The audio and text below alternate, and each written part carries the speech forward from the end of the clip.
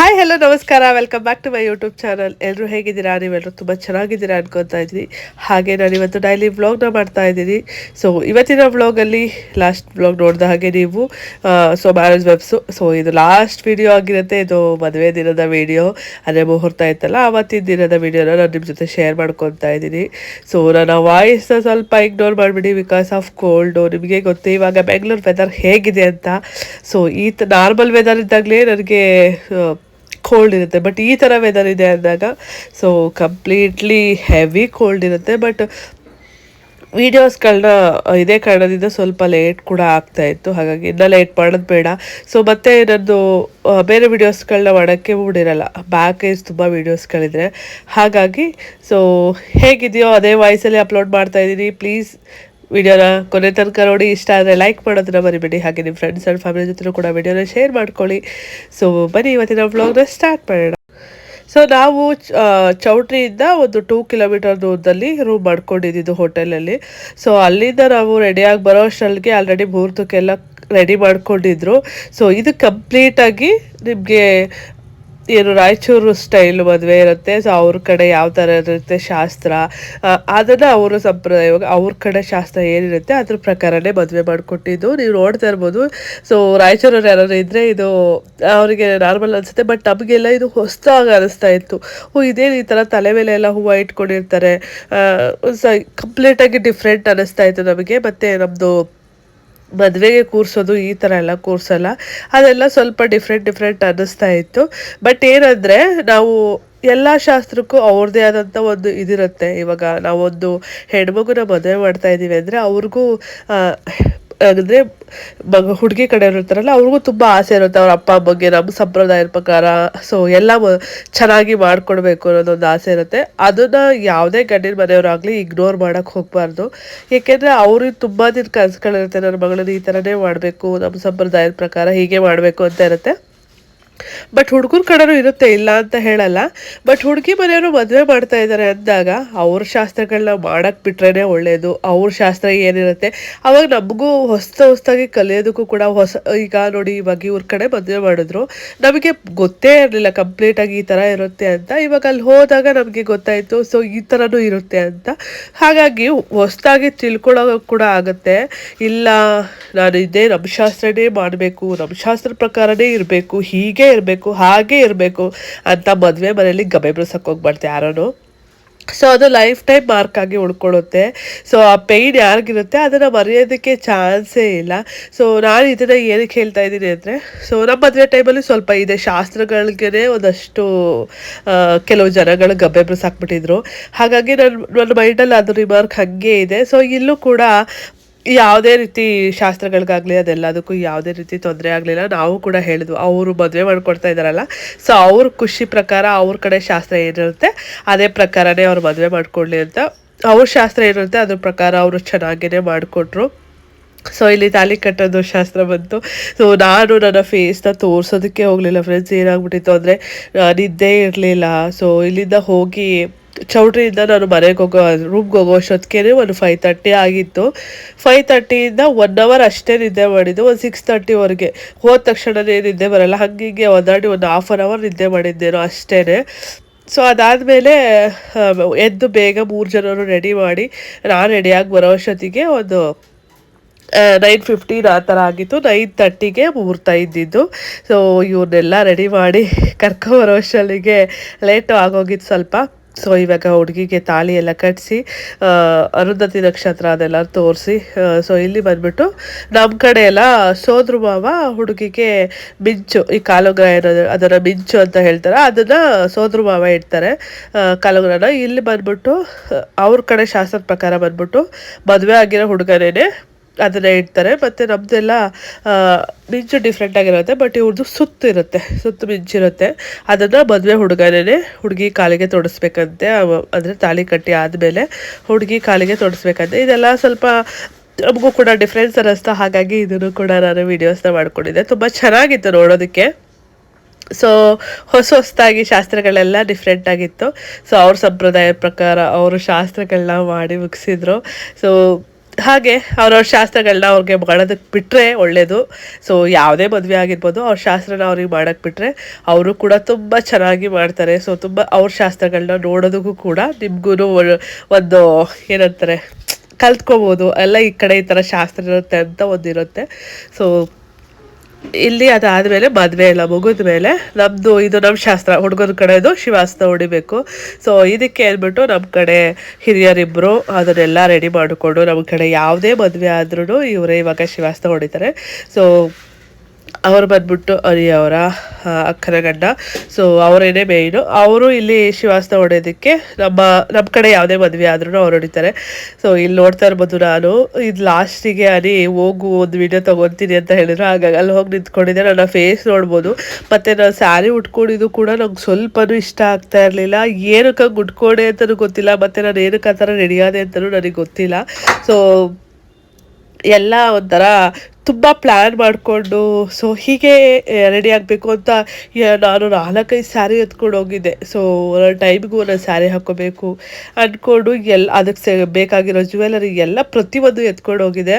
ಅಲ್ಲಿ ಹೋದ್ಮೇಲೆ ಅದು ಕಂಪ್ಲೀಟಾಗಿ ಚೇಂಜ್ ಆಯಿತು. ಏನಕ್ಕೆ ಅಂತ ಗೊತ್ತಿಲ್ಲ. ನನ್ನ ಮೂಡು ಕೂಡ ಆಫ್ ಆಗಿತ್ತು. ಹಾಗಾಗಿ ಹೇಗೋ ಹಾಗೆ ರೆಡಿ ಆದೆ. ಸೀರೆ ಉಟ್ಕೊಂಡಿದ್ದು ಇಷ್ಟ ಆಗ್ತಿರ್ಲಿಲ್ಲ, ನನ್ನ ಮೇಕಪ್ ಅದಕ್ಕೆ ಸೂಟ್ ಆಗ್ತಾಯಿರಲಿಲ್ಲ, ಮತ್ತು ನನ್ನ ಫೇಸ್ ಒಂಥರ ಊದ್ಕೊಂಡಾಗಿತ್ತು. ಒಂಥರ ಇವಾಗ ನಾನು ವಿಡಿಯೋದಲ್ಲಿ ನೋಡ್ಕೊತಾರೆ ಒಳ್ಳೆ ಇದ್ರ ಥರ ಕಾಣಿಸ್ತಾ ಇದೆ. ನನಗೆ ಇಷ್ಟ ಆಗ್ತಾಯಿಲ್ಲ. ಸೊ ಅದೆಲ್ಲ ಆದಮೇಲೆ ಸೊ ಶಿವಾಸ್ತ್ರ ಎಲ್ಲ ಹೊಡೆದಾದ್ಮೇಲೆ ಇದು ಕುಲಗಳನ್ನ ಕೊಂಡಾಡೋದು ಅಂತ ಹೇಳ್ತಾರೆ. ಅದಕ್ಕೆ ಅನಿನ ನಿಲ್ಲಿಸಿದ್ರು. ಅಂದರೆ ಹುಡುಗನ ಕಡೆಯಿಂದ ಹುಡುಗಿ ಕಡೆಯಿಂದ ಅವರ ರಿಲೇಟಿವ್ ಯಾರೋ ನಿಂತ್ಕೊಂಡಿದ್ರು. ಸೊ ಇದು ಫಸ್ಟ್ ಟೈಮ್ ಮಾಡ್ತಾ ಇದ್ದಿದ್ದು. ಅದಕ್ಕೆ ನಾನು ಕೂಡ ವಿಡಿಯೋನ ತಗೊಂಡೆ. ಚೆನ್ನಾಗಿತ್ತು ಒಂಥರ ನೋಡೋದಕ್ಕೆ. ಸೊ ಅದನ್ನು ಲೈವ್ ಆಗಿ ನೋಡಿದರೆ ಚೆನ್ನಾಗಿರುತ್ತೆ.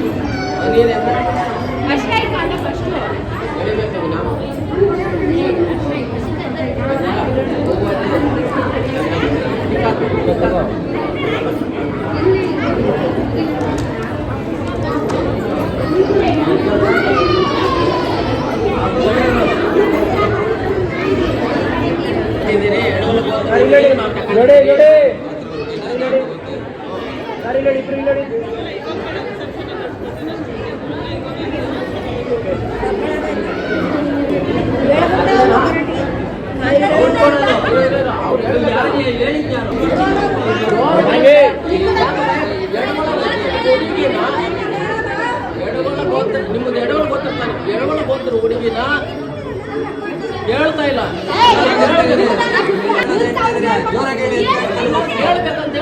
ಭಯ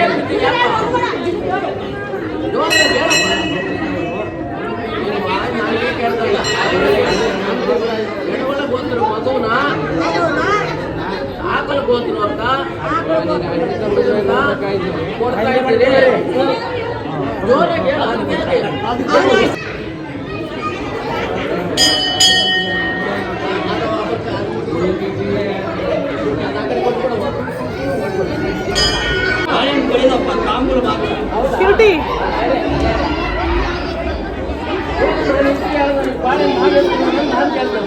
ಸೊ ಮದುವೆ ಎಲ್ಲ ಮುಗಿದ ಮೇಲೆ ಅತ್ತೆ ಮನೆ ಹೊಸಿಗೆ ಹಾಕೋದಕ್ಕೆ ಎಲ್ಲ ರೆಡಿ ಮಾಡ್ಕೊತಾ ಇದ್ದು. ಅತ್ತೆ ಮನೆ ಹೊಸಿಗೆಗೆ ಇದು ಸಕ್ಕರೆ ಗೊಂಬೆಗಳು, ಹಾಗೆಯೇ ಮತ್ತು ಒಂದಷ್ಟು ಸಿಹಿ ತಿಂಡಿಗಳಾಗಿರ್ಬೋದು, ಕರ್ಜಿಕಾಯಿ, ಹೀಗೇನೆ ಆಮೇಲೆ ಏನು ತಂಬಿಟ್ಟು, ಚಕ್ಲಿ, ಆಮೇಲೆ ಪುರಿ ಉಂಡೆ, ಆಮೇಲೆ ಪುರಿದೇನೆ ಈ ಥರ ಗೊಂಬೆಗಳು.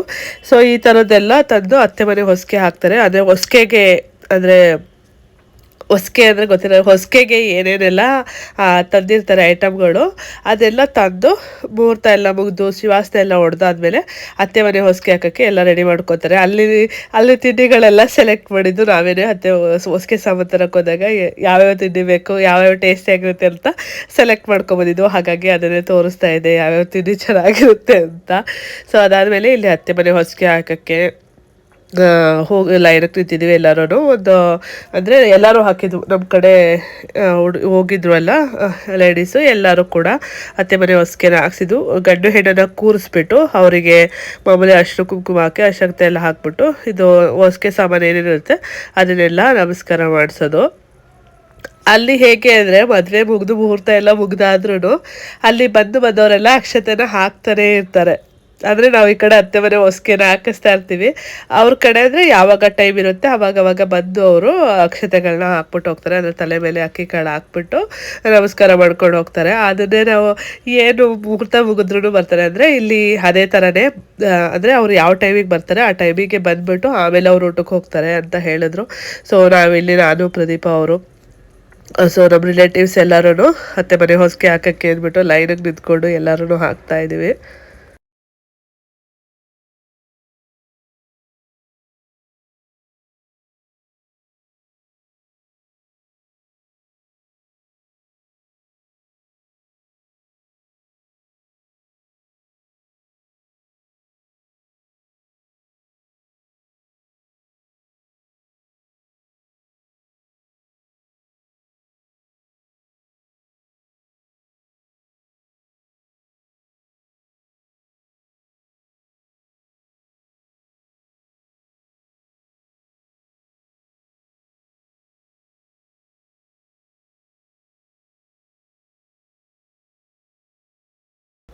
ಸೊ ಮಕ್ಕಳೆಲ್ಲ ಒಂದೊಂದು ಕಡೆ ಒಬ್ಬೊಬ್ರು ಓಡಾಡ್ತಾ ಇದ್ರು. ಸೊ ಕ್ಯೂಟಿ ನೋಡ್ತಾ ಇರ್ಬೋದು, ಈ ಥರ ರೆಡಿ ಮಾಡಿ ಕಳಿಸಿದ್ದೆ ಅವಳನ್ನ. ಸೊ ಕ್ಯೂಟಿ ವೃದ್ಧಿ ಎಲ್ಲ ಚೆನ್ನಾಗಿ ರೆಡಿ ಆಗಿದ್ರು, ಬಾಸು ಕೂಡ ಆಗಿರ್ಬೋದು. ಸೊ ಅವ್ರಿಗೆ ಯಾವ ಥರ ಅಂದ್ಕೊಂಡಿದ್ದೋ ಅದೇ ಥರ ಎಲ್ಲ ರೆಡಿ ಮಾಡಿ, ಡ್ರೆಸ್ಸಸ್ ಆಗಿರ್ಬೋದು ಯಾವ ಥರ ಪ್ಲ್ಯಾನ್ ಮಾಡ್ಕೊಂಡು ಹೋಗಿದ್ದೋ ಅದೇ ಥರ ಎಲ್ಲನೂ ಇದು ಮಾಡ್ಕೊಂಡಿದ್ದೆ. ಸೊ ಎಲ್ಲರೂ ಕುಂಕುಮ ಇಟ್ಟಂದ್ರೆ ಹಾಗೆ ಇಟ್ಕೊಂಡ್ಬಿಟ್ಟಿದ್ರು, ಅದನ್ನೇ ಹೇಳ್ತಾ ಇದೆ ಎಷ್ಟು ದೊಡ್ಡಕ್ಕಿದೆ ಅಳಿಸ್ಬಿಟ್ಟನೆ ಅಂತ. ಹಾಗೆ ಬಾಸುಗೆ ನೋಡ್ತಾ ಇರ್ಬೋದು, ಬಾಸುಗೆ ಇದನ್ನು ಹಾಕಿದೆ ಅವನೆಂತೂ ಅದನ್ನು ಚೆನ್ನಾಗಿ ಕಾಣಿಸ್ತಾ ಇತ್ತು. ನೀಟಾಗಿ ಇಟ್ಕೊಂಡಿಲ್ಲ, ಫುಲ್ ಗಲೀಜು ಮಾಡಾಕ್ಬಿಟ್ಟಿದ್ದ. ಅದಾದಮೇಲೆ ಅಲ್ಲಿಂದ ನಾವು ಊಟಕ್ಕೆ ಬಂದರೆ ಇಲ್ಲಿ ಹೇಗೆ ಅಂದರೆ ಬೊಫೆ ಸಿಸ್ಟಮು ಮತ್ತು ಸೀಟಿಂಗ್ ಕುತ್ಕೊಳ್ಳೋಕೆ ಇರಲ್ವಂತೆ. ಆ ಕಡೆ ಯಾವುದೇ ಮದುವೆ ಆದ್ರೂ ರಾಯಚೂರು ಸೈಡು ಇದೇ ಥರ ಅಂತೆ, ಕುತ್ಕೊಳ್ಳೋಗಿರಲ್ಲ, ನಿಂತ್ಕೊಂಡೇ ಊಟ ತಿನ್ಬೇಕಂತೆ. ಸೊ ಅದೆಲ್ಲ ನಮಗೆ ಸ್ವಲ್ಪ ಹೊಸ್ತು ಅನ್ನಿಸ್ತು. ಸೊ ಮಕ್ಕಳನ್ನೆಲ್ಲ ನಿಂತ್ಕೊಂಡು ತಿನ್ನೋಕೆ ಸ್ವಲ್ಪ ಕಷ್ಟ ಕೂಡ ಆಯಿತು. ಯಾಕೆಂದರೆ ಮಕ್ಕಳು ಕೈಯಲ್ಲಿ ಇಟ್ಕೊಂಡು ತಿನ್ನೋಕ್ಕಾಗೋದಿಲ್ಲ, ಅವರಿಗೆ ಅಟ್ಲೀಸ್ಟ್ ಮಕ್ಕಳಿಗಾದ್ರೂ ಸೀಟ್ ಇರಬೇಕಾಗಿತ್ತು ಅಂತ ಅನ್ನಿಸ್ತು.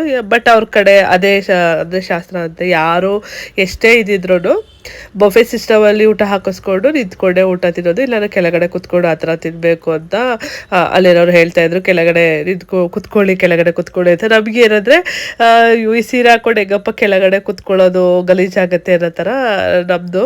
ಸೊ ನಾವು ಹಾಗೆ ಎಷ್ಟಾಗುತ್ತೆ ಅಷ್ಟು ನಿಂತ್ಕೊಂಡೇ ತಿಂದ್ವು. ಊಟ ಬಂದ್ಬಿಟ್ಟು ಎಲ್ಲ ಸೇಮ್ ರಾಯಚೂರು ಸೈಡ್ ರೊಟ್ಟಿ, ಹಾಗೆಯೇ ಎಣ್ಗಾಯಿ ಗೊಜ್ಜು, ಸೊ ಚಪಾತಿಯಲ್ಲಿ ಮೇಯ್ನು, ಸೊ ಮತ್ತು ಚಟ್ನಿ ಪುಡಿ ಈ ಥರದ್ದೆಲ್ಲ ಇತ್ತು. ಚೆನ್ನಾಗಿತ್ತು ಊಟ ಕೂಡ ಡಿಫ್ರೆಂಟಾಗಿ. ಸೊ ನಮ್ಮದು ಊಟ ಡಿಫ್ರೆಂಟ್ ಆಗಿರುತ್ತೆ, ಅವ್ರದ್ದು ಕೂಡ ಊಟ ಡಿಫ್ರೆಂಟ್ ಆಗಿರುತ್ತೆ. ಚೆನ್ನಾಗಿತ್ತು ಟೇಸ್ಟಿಯಾಗಿ. ಒಂದು ಡಿಫ್ರೆಂಟ್ ಊಟನ ಟೇಸ್ಟ್ ಮಾಡ್ಬೋದು ಆ ಕಡೆ. ಸೊ ನನಗೆ ಆಲ್ಮೋಸ್ಟ್ ಈ ಉತ್ತರ ಕರ್ನಾಟಕ ಈ ಸೈಡ್ ಫುಡ್ಡೆಲ್ಲ ಇಷ್ಟ ಆಗುತ್ತೆ. ಸೊ ನಾನು ಈ ಖಾನಾವಳಿ ಈ ಕಡೆ ಎಲ್ಲ ಹೋಗಿ ಅದನ್ನು ಟೇಸ್ಟ್ ಮಾಡಬೇಕು ಅಂತಲೇ ಅಲ್ಲಿ ಹೋಗಿ ತಿಂತೀನಿ, ನನಗೆ ಇಷ್ಟ ಆಗುತ್ತೆ ಆ ಟೇಸ್ಟು. ಹಾಗಾಗಿ ನನಗೆ ಡಿಫ್ರೆನ್ಸ್ ಅನ್ನಿಸ್ತಿಲ್ಲ, ಚೆನ್ನಾಗಿತ್ತು. ಸೊ ಊಟ ಎಲ್ಲ ಮುಗಿಸ್ಕೊಂಡು ಅದಾದಮೇಲೆ ಹುಡುಗಿನ ಸೊ ರಿಸೆಪ್ಷನ್ಗೆ ಅಂತ ನಿಲ್ಲಿಸಿದ್ರು. ಸೊ ವೃದ್ಧಿ ಅಷ್ಟೊತ್ತಿಗೆ ಆಲ್ರೆಡಿ ಅಷ್ಟು ಮೇಕಪ್ ಎಲ್ಲ ರಿಮೂವ್ ಮಾಡ್ಕೊಬಿಟ್ಟಿದ್ಲು. ಬಾಸದು ಒಂದು ಫೋಟೋ ತೆಗಿಬೇಕು ನಿಂತ್ಕೊಳ್ಳೋ ಅಂದರೆ ಏನು ಮಾಡಿದ್ರು ಒಂದು ಫೋಟೋ ತೆಗಿಯೋಕ್ಕೆ ನಿಂತ್ಕೊತಾನೆ ಇರಲಿಲ್ಲ. ಫೋಟೋ ತೆಗೆಸ್ಕೊಳ್ಳೋದಕ್ಕೆ ಎಷ್ಟು ಆಡ್ತಾ ಇದ್ದಾನೆ ಅಂತ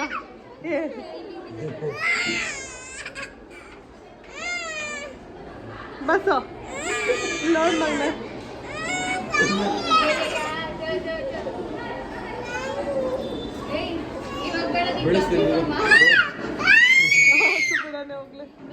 ಅವನಿಗೆ ಇಷ್ಟ ಇಲ್ಲ ಬಿಡ. ಹೇರ್ ಸ್ಟೈಲ್ ತೋರಿಸು ಬಸ್, ಹೊಸ ಹೇರ್ ಸ್ಟೈಲ್ ವಿ ಬಾಸ್ ಅಂತ. Bus V boss.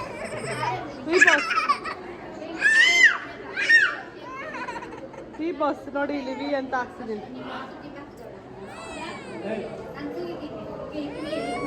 Reception entry ಎಲ್ಲ ಇತ್ತಂತೆ, ಬಟ್ ನಾನು ಬರೋ ಅಷ್ಟೊತ್ತಿಗೆ ಅಂದರೆ ನಾವು ಊಟ ಮುಗಿಸ್ ಹೋಗೋ ಅಷ್ಟೊತ್ತಿಗೆ ಆಲ್ರೆಡಿ ರಿಸೆಪ್ಷನ್ ಎಲ್ಲ ಸ್ಟಾರ್ಟ್ ಮಾಡಿದ್ರಲ್ಲ, ಹಾಗಾಗಿ ನಾನು ಇಷ್ಟೇ ವೀಡಿಯೋನ ಕ್ಯಾಪ್ಚರ್ ಮಾಡ್ಕೊಂಡಿದ್ದು. ಸೊ ನಾವು ಕೂಡ ಹೊರಡಬೇಕಾಗಿತ್ತು, ಏಕೆಂದರೆ ನಿಮಗೆ ಗೊತ್ತು ಅಲ್ಲಿಂದ ಬೆಂಗಳೂರಿಗೆ ಬರೋದಕ್ಕೆ ಮಿಡ್ ನೈಟ್ ಆಗುತ್ತೆ ಅಂದ್ಕೊಂಡು ಬೇಗನೆ ಹೊರಟ್ವು. ಅದಾದಮೇಲೆ ನಮ್ಮದು ಪ್ಲ್ಯಾನ್ ಕೂಡ ಇತ್ತು, ಅಂದರೆ ಮಂತ್ರಾಲಯ ಹೋಗಬೇಕು ಅಂತ. ಹಾಗಾಗಿ ಹುಡುಗಿ ಮನೆಯಿಂದ ಬೇಗನೆ ಬಿಟ್ವು. ಸೊ ಹುಡುಗಿ ಜೊತೆ ಅವರ ಚಿಕ್ಕಮ್ಮ ಅವರೊಂದಿಬ್ಬರು ಬಂದಿದ್ರು. ಸೊ ಇದು ಒಂಥರ ಹುಡುಗಿಗೆ ಸಖತ್ತು ಬೇಜಾರಾಗ ಅಂತ ಸಂಗತಿ ಈ ಟೈಮಲ್ಲಿ. ಸೊ ಪರವಾಗಿಲ್ಲ, ಹುಡುಗಿ ಏನು ಅಷ್ಟೊಂದು ಆಡೋದೆಲ್ಲ ಏನು ಮಾಡಿಲ್ಲ, ಯಾಕೆಂದರೆ ಹುಡುಗಿ ಬೆಂಗಳೂರಲ್ಲೇ ಇದ್ದಿದ್ದ ಕಾರಣ ಅಷ್ಟೊಂದು ಇದಾಗಲಿಲ್ಲ. ಓಕೆ, ಅದೊಂದು ಫೀಲ್ ಆ ಟೈಮಲ್ಲಿ ಬಂದೇ ಬರುತ್ತೆ. ಸೊ ಅದನ್ನೆಲ್ಲ ಮುಗಿಸ್ಕೊಂಡು ನಾವು ಕೂಡ ಅಲ್ಲಿಂದ ಹೊರಟ್ವು. ಸೊ ಅಲ್ಲಿಂದ ಬಂದು ಮಂತ್ರಾಲಯ ಹೋಗೋ ಪ್ಲ್ಯಾನ್ ಇತ್ತು, ಹಾಗಾಗಿ ಅಲ್ಲಿಂದ ಬೇಗ ಬಿಟ್ವು. ಸೊ ನಾವಿವಾಗ ಮಂತ್ರಾಲಯಕ್ಕೆ ಹೋಗ್ತಾ ಇದ್ವಿ. ಮಂತ್ರಾಲಯ ಬಂದ್ಬಿಟ್ಟು ಸೊ ನಾವು ಬಂದಿದ್ದ ಪ್ಲೇಸಿಂದ ತುಂಬ ಹತ್ರನೇ ಅಲ್ಲ, 15 ಕಿಲೋಮೀಟರು. ಹಾಗಾಗಿ 60 ಕಿಲೋಮೀಟರ್ ಅಲ್ಲ ಇವಾಗ ಬಂದಿದ್ದು ಒಳಗಡೆ ಬಂದಿತ್ತು. ಓಕೆ, ಇಲ್ಲಿ ಅಂದರೆ 60 ಕಿಲೋಮೀಟರ್ ಬಂದು, ಬಟ್ ಇಲ್ಲಿ ಬಂದ್ಬಿಟ್ಟು ನಮ್ಮದು ಬಸ್ ಅಲೋ ಇರಲಿಲ್ಲ, ಹಾಗಾಗಿ ಆಟೋದಲ್ಲಿ ಬಂದು 15 ಕಿಲೋಮೀಟರ್ ಆಟೋದಲ್ಲಿ ಬಂದಿದ್ದೀವಿ.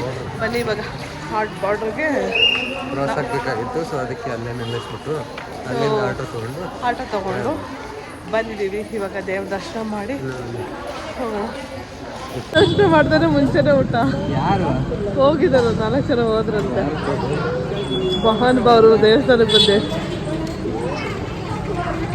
ಸೊ ಮದುವೆ ಪ್ಲ್ಯಾನ್ ಮಾಡಿದಾಗ್ಲೇ ಅಲ್ಲಿ ಸೊ ಆ ಕಡೆಯಿಂದ ರಿಟರ್ನ್ ಬರಬೇಕಾದ್ರೆ ಮಂತ್ರಾಲಯ ಹೋಗೋದು ಅಂತ ಪ್ಲ್ಯಾನ್ ಆಗಿತ್ತು. ಏಕೆಂದರೆ ನಾವು ಇಲ್ಲಿಂದ ಹೋಗಿ ಮಂತ್ರಾಲಯ ನೋಡೋದಕ್ಕಿಂತ ಲಾಸ್ಟ್ ಹತ್ರದಲ್ಲಿ ಹೋಗಿರ್ತೀವಲ್ಲ, ಸೊ ಹಾಗೆ ದೇವಸ್ಥಾನನೂ ಕೂಡ ನೋಡ್ಕೊಂಬರೋಣ ಅಂತ ಸೊ ಎಲ್ಲ ಸಜೆಷನ್ ಇತ್ತು.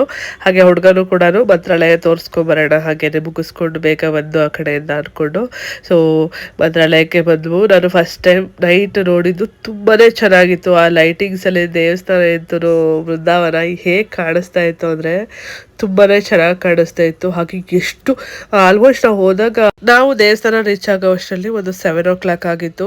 ನಾವು ಅಂದ್ಕೊಂಡಿದ್ದು ಇವತ್ತು ಮಂಡೇ ಅಲ್ಲ, ಜನ ಏನು ಅಷ್ಟೊಂದು ಇರಲ್ಲ ಅಂದ್ಕೊಂಡು. ಸೊ ವೀಕೆಂಡಲ್ಲಾದರೆ ಅಲ್ಲಿ ಇದ್ದೇ ಇರ್ತಾರೆ ಜನ, ಬಟ್ ವೀಕ್ ಡೇಸ್ ಅಲ್ವಾ ಅಷ್ಟೊಂದು ಜನ ಇರಲ್ಲ ಅಂದ್ಕೊಂಡಿದ್ವು. ಆದರೆ ಎಷ್ಟು ಜನ ಇದ್ರು ಅಂದರೆ ಅಲ್ಲಿ ಮಲ್ಕೊಳ್ಳೋರು, ದರ್ಶನ ಮಾಡೋರು, ಎಷ್ಟು ಸಖತ್ ಜನ ಇದ್ರು. ಈ ಸಲ ಅಂತೂ ತುಂಬ ಒಳ್ಳೆ ದರ್ಶನನೇ ಆಯಿತು ನಮಗೆ. ಸೊ ಇಲ್ಲಿ ಅಂದರೆ ನಾವು ಹೋಗಿದ್ದ ನಾವು ಬಂದ್ಬಿಟ್ಟು ಇಲ್ಲಿ ಸ್ಪೆಷಲ್ ಎಂಟ್ರಿಯಲ್ಲಿ ಹೋಗಿದ್ವು. ಆವಾಗ ಆ ಟೈಮಲ್ಲಿ ಆ ಸ್ಪೆಷಲ್ ಎಂಟ್ರಿ ಓಪನ್ ಇತ್ತು. ಸೊ ನಮ್ಮ ನಾನು ಅನಿ ಬಾಸು ವೃದ್ಧಿ ಎಲ್ಲ ಸ್ಪೆಷಲ್ ಎಂಟ್ರಿಯಲ್ಲೇ ಹೋದ್ವು. ಒಳ್ಳೆ ದೇವ್ರ ದರ್ಶನ ಕೂಡ ಆಯಿತು.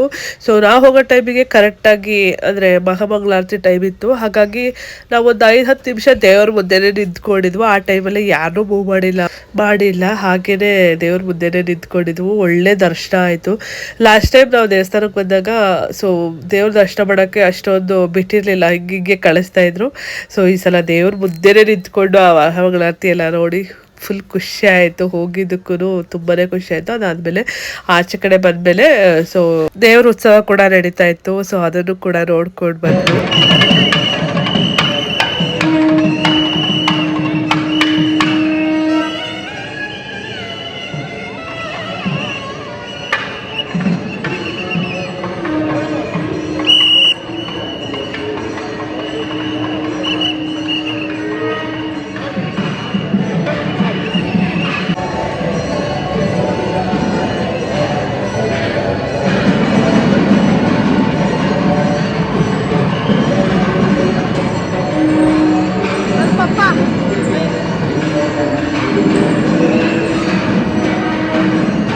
ಸೊ ರಾಯ ದರ್ಶನ ಎಲ್ಲ ಮುಗಿಸ್ಕೊಂಡು ನಾವು ಆಚೆ ಬರೋ ಅಷ್ಟೊತ್ತಿಗೆ ಒಂದು 7:30 ಆಗಿತ್ತೇನೋ. 7:30ಗೆ ಅಲ್ಲೇ ಪ್ರಸಾದ ತಿಂದ್ಕೊಂಡು ಸೊ ಅಲ್ಲಿಂದ ಶಾಪಿಂಗ್ ಎಲ್ಲ ಮಾಡಿಕೊಂಡು ನಾವು ಅಲ್ಲಿಂದ ಒಂದು 10:30 ಹಾಗೆ ಬಿಟ್ವು. ಇದಾಗಿತ್ತು ಇವತ್ತಿನ ವಿಡಿಯೋ ನಿಮಗೆ ಇಷ್ಟ ಆದರೆ ಲೈಕ್ ಮಾಡೋದನ್ನ ಮರಿಬೇಡಿ. ಹಾಗೆ ನಿಮ್ಮ ಫ್ರೆಂಡ್ಸ್ ಆ್ಯಂಡ್ ಫ್ಯಾಮಿಲಿ ಜೊತೆ ಕೂಡ ವಿಡಿಯೋನ ಶೇರ್ ಮಾಡ್ಕೊಳ್ಳಿ. ಬಾಯ್.